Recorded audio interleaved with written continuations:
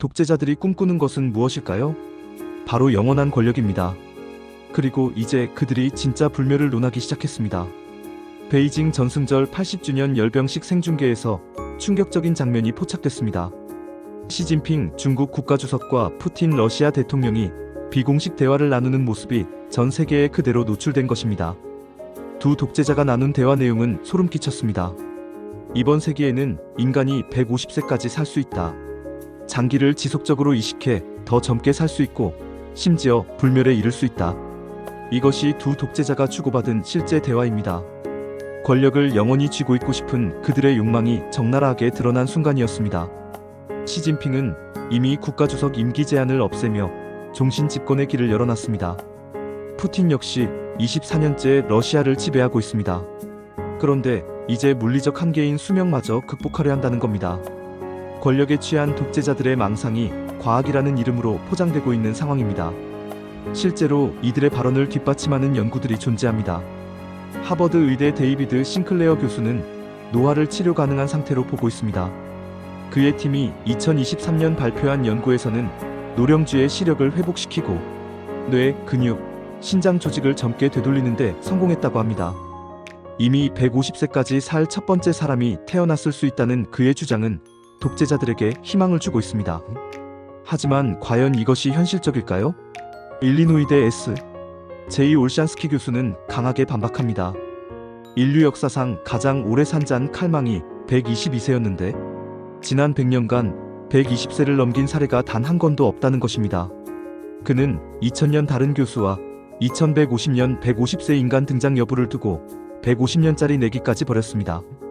더 심각한 문제는 임상현실입니다. 장기 이식은 공여자가 있어야 하고 대기 순위와 응급도에 따라 배분됩니다. 무한정 받을 수 있는 수술이 아니라는 겁니다. 특히 고령자는 수술 적합성 자체가 제한되고 여러 장기를 이식할 경우 면역 억제제의 부작용이 누적되어 오히려 생명을 위험에 빠뜨릴 수 있습니다. 그런데 왜 독재자들은 이런 비현실적인 꿈에 매달릴까요? 답은 간단합니다. 권력을 놓고 싶지 않기 때문입니다. 민주주의 국가에서는 임기가 끝나면 권력을 내려놓지만 독재자들은 다릅니다. 권력이 곧 생명이고 권력을 잃으면 모든 것을 잃게 됩니다. 시진핑은 위구르족 탄압, 홍콩 민주화 진압, 대만 침공 위협 등으로 국제사회의 지탄을 받고 있습니다. 푸틴은 우크라이나 침공으로 전범 수배령까지 받은 상황입니다. 이런 상황에서 권력을 내려놓는다는 것은 곧 심판받는다는 의미입니다. 그래서 이들은 과학의 이름을 빌려 자신들의 욕망을 정당화하려 합니다. 인류의 발전을 위해, 과학기술의 진보를 위해라는 명분으로 말이죠. 하지만 본질은 자신들의 권력을 영원히 유지하려는 이기적 욕망에 불과합니다. 더욱 우려스러운 것은 이들이 실제로 관련 연구에 막대한 자금을 투입하고 있다는 점입니다. 중국은 이미 유전자 편집, 줄기세포 치료 등 생명공학 분야에서 윤리적 한계를 무시한 채 연구를 진행하고 있습니다. 러시아 역시 인체 실험에 대한 규제가 느슨한 상황입니다. 결국 이 사건의 본질은 권력에 취한 독재자들이 과학을 자신들의 욕망 실현 도구로 이용하려 한다는 것입니다. 인류의 발전이 아닌 독재의 영속화를 위해서 말입니다.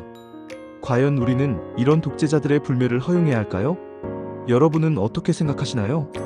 구독, 좋아요, 알림 설정 꼭 부탁드립니다. 또한 댓글은 저에게 힘이 됩니다. 감사합니다.